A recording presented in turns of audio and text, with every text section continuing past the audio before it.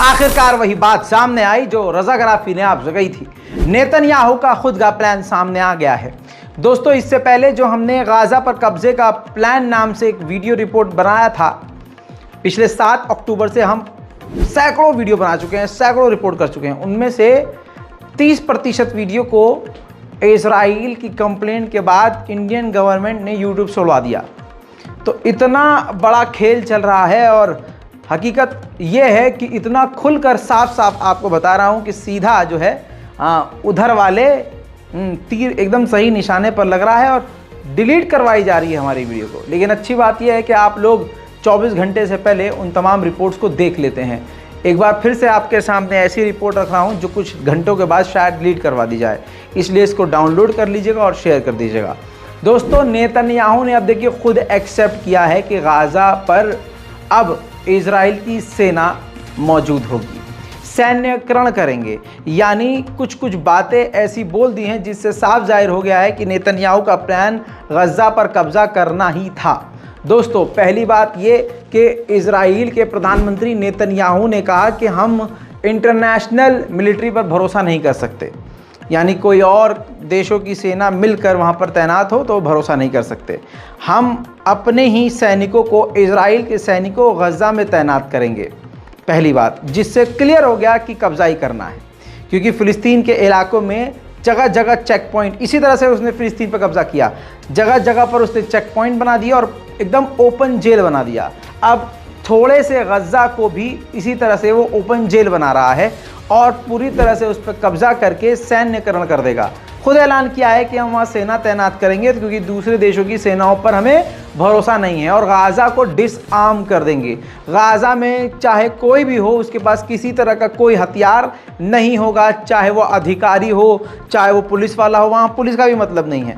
और देखिए बहाना क्या बनाया है इजराइल ने कहा है कि हम चाहते हैं वहाँ पब्लिक की सरकार हो, जनता की सरकार हो। हालांकि इजराइल ये सिर्फ बहाना मार रहा है, क्योंकि अगर जनता की सरकार वो चाहता तो इजराइल की मिलिट्री को वहाँ परमानेंट तैनात होने की बात न करता।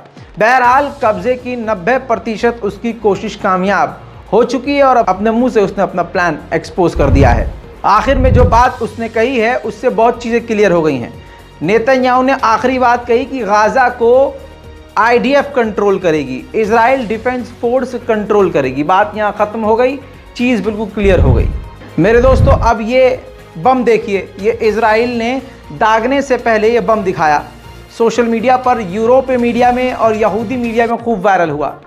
दोस्तों, दागने से पहले इस सही और सालिम बम के ऊपर हिब्रू में लिखा हुआ है कि उम्मीद करते हैं कि ये आम लोगों पर, इनोसेंट लोगों पर जाकर गिरे और फटे।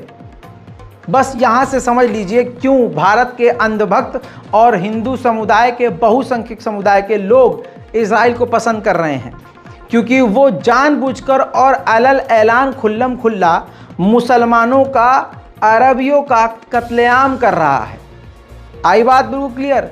दुनिया की सबसे बड़ी संस्था UN ने कह दिया कि यह ह्यूमन राइट का उल्लंघन कर रहा है, वॉर क्राइम कर रहा है, तब भी दुनिया खामोश है। होना ये चाहिए कि पूरी दुनिया को इजराइल से कट जाना चाहिए, लेकिन ये देखिए जो लिख कर मार रहा है बम कि काश ये बम इनोसेंट लोगों पर गिरे, इस पर भी कोई कार्रवाई नहीं। मेरे दोस्तों, हमास की कमर अब टूट गई है। हमास के सुप्रीम लीडर इस्माइल हानिया गज़ा के एक स्कूल में मौजूद थी। ये देखिए, ये इस्माइल हानिया की पोती हैं जो कि गज़ा के एक स्कूल में थी। इजराइल ने इनको निशाना बनाया, बमबारी करी और उस बमबारी में इस्माइल हानिया की पोती शहीद हो गई हैं, मारी गई। ऐसा खुद गज़ा की मीडिया ने कंफर्म कर दिया है। इस्माइल हानिया के पर्सनल नुकसानों में से ये सबसे बड़ा नुकसान। मेरे दोस्तों, ये इतिहास लिखा जाएगा कि मुट्ठी भर निहत्थे गाज़ा के कत्लेआम के लिए अमेरिका ने रोज़ बरोज़ हथियार भर भर के भेजे थे। ये तस्वीरें बता रही हैं और देख लीजिए, फिर से हवाई जहाज़ भर भर कर हथियार भेजे हैं अमेरिका ने सीधा इजराइल को। इससे आप समझ सकते हैं कि कितना बड़ा हाथ है अमेरिका का। मेरे दोस्तों, इन तमाम चीज़ों के बावजूद दुनिया इन सभी चीज़ों को नज़रअंदाज कर रही है। वहीं जर्मनी के डिप्लोमेट्स ने कहा है कि हम अपने डिप्लोमेटिक तरीकों का इस्तेमाल कर रहे हैं जिससे ये जंग न फैले। देखिए, ये बयान सिर्फ बयानबाजी है। हकीकत यह है कि कोई देश, एक दो देश को छोड़ के ये नहीं चाहता कि जंग रुके। ज़्यादा से ज़्यादा वेस्ट और यूरोप के देश चाहते हैं कि पूरे गाज़ा के मुसलमान, क्या पूरी दुनिया के मुसलमानों के साथ ऐसा हो और सबको एक तरफ से ख़त्म कर दिया जाए। ये हकीकत है मेरे दोस्तों। जितनी जल्दी इस चीज़ को आप एक्सेप्ट कर लें उतना आप जाग जाएंगे, उतना सावधान रहेंगे। इजराइल जितना जुल्म कर सकता है वो उतना कर रहा है। इजराइल ने वेस्ट बैंक में 2 फिलिस्तीनियों को गिरफ्तार किया, फिर उनके घर को पता करके उनके घर को उड़ा दिया। आप सोचिए कि जुल्म की सारी इंतहा पार हो चुकी है।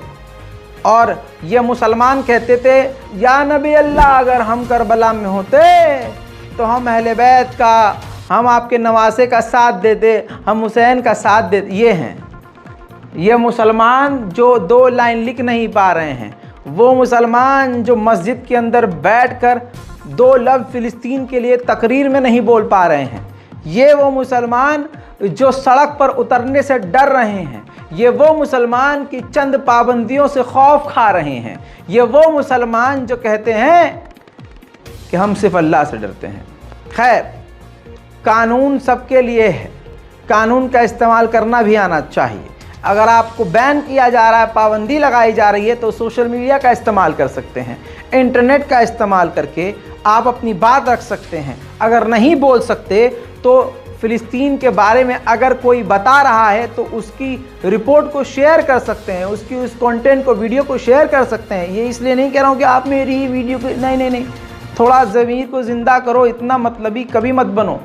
मैं तो कह रहा हूँ जो भी फ़िलिस्तीन के बारे में हक बोल रहा है, आपको लग रहा है कि ये हक बोल रहा है और सबूत के साथ बोल रहा है, तुरंत उसकी रिपोर्ट को शेयर कीजिए। ये भी आपने अगर कर दिया तो बहुत बड़ा काम कर दिया।